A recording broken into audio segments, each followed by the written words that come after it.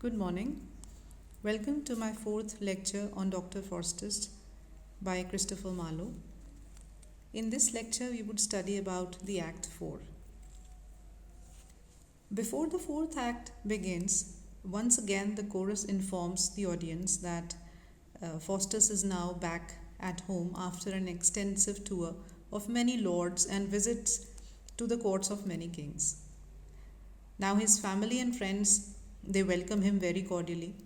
They listen to his experiences during his long journeys and admire his wisdom and scholarship. We see that his popularity is on the rise and has become famous far and wide in the world. Later, the chorus also announces that Emperor Charles V has invited him to dinner to display his magical feats. So, from here begins the Act 4, Scene 1. The scene now shifts to the court of Emperor Charles V at Innsbruck. Faustus arrives here as he has been summoned by the emperor to demonstrate his miraculous magical feats for the pleasure of the emperor and his courtiers. Faustus very politely agrees to show his skills to everybody. The emperor then expresses his desire to see one of his great ancestors, Alexander the Great, and his paramour or his wife Roxana. The emperor says that if Faustus, with his great skill in the black art of magic, can raise the conqueror along with his beautiful wife in their exact bodily shapes and dresses, he will be highly gratified. And Faustus does the same. He uses his magical powers and fetches the two spirits resembling Alexander and his paramour. And the emperor is very much delighted to see them. Now, meanwhile, we see that an impertinent knight who is also present there at the court speaks slightly of Faustus and leaves the court disregarding his skill. Faustus is very annoyed and decides to teach him a lesson. When the knight comes back to the court, everybody is surprised to see that he has grown a pair of horns on his head. So Faustus teaches him a lesson by humiliating him in front of everybody in the court. But later, at the request of the emperor himself, Faustus removes his horns and the emperor promises him to reward him handsomely. So we see that Faustus is at his height and glory.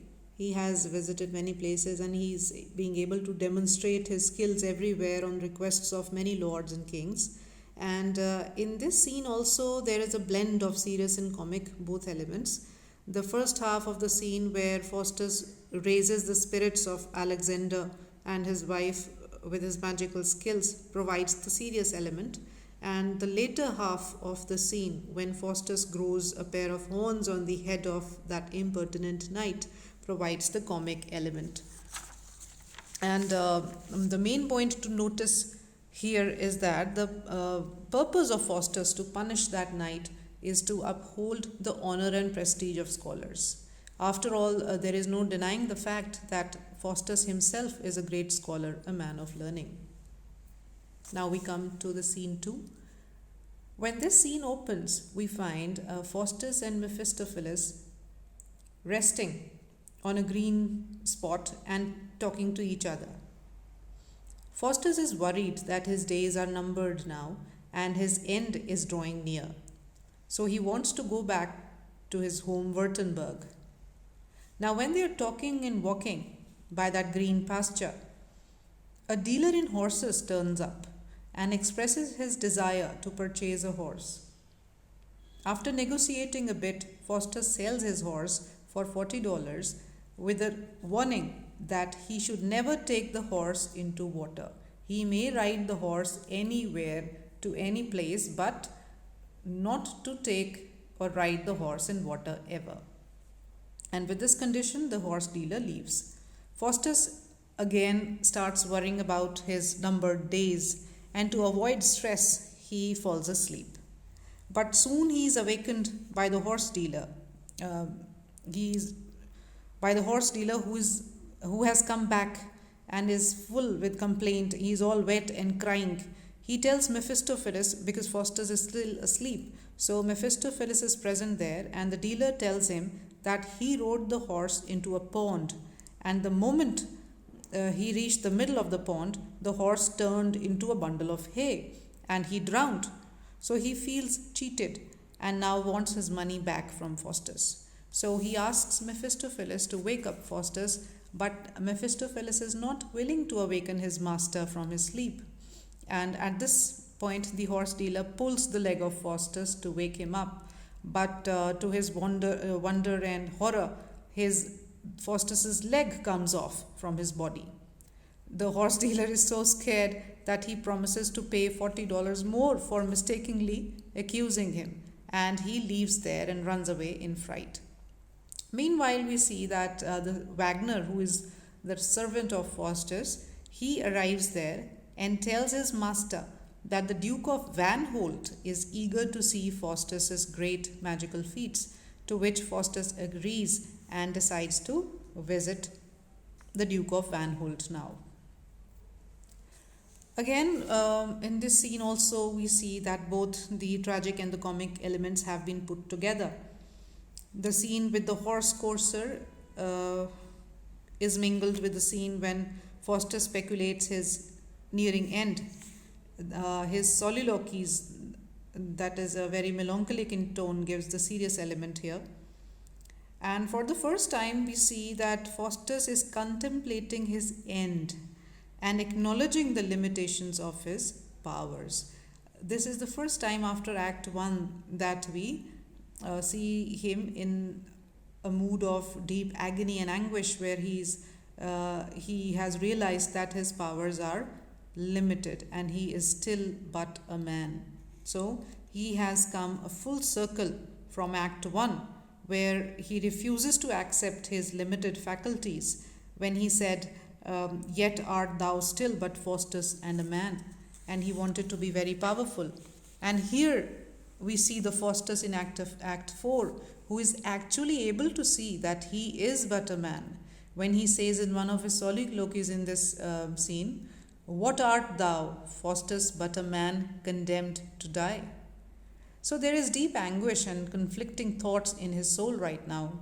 He sadly realizes that he is a man condemned to death and hell forever.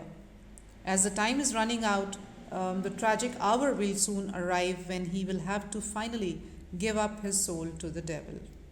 He is filled with feelings of anguish and pain, and so he decides to have a deep and quiet sleep to get rid of the pain. And at this moment he remembers that even Christ on the cross welcomed sleep after crucifixion, and in his heart he also feels deep inside that Christ might also offer him mercy in the end. So with this we come to the last scene of Act 4, that is scene 3. Here we see that Faustus is in the court of Duke of Van Holt, because he was invited there by the Duke himself, and Faustus is now present at his court, and we see that the Duke is already pleased with the demonstration of his magical skills or feats. And then Faustus then asks the Duchess if she would like to eat something special. The Duchess now desires to have grapes, though it was the month of January and grapes were off season. But with the help of Mephistopheles, Faustus presents a dish of grapes, to the astonishment of everybody present there. At this, Faustus is suitably rewarded by the Duke and the Duchess. So this is not a very big scene, a very small scene, and it just shows some magical skills of Faustus, which we have seen before also in many ways. And there is nothing much of any dramatic importance that is going on in this scene. So with this we come to the end of Act 4, all the 3 scenes. I hope it is pretty much clear. If you have any doubts and questions, you can always write in the description box in the comment section below. And in my next lecture, I'll deal with the last act of the play, that is Act 5. Thank you.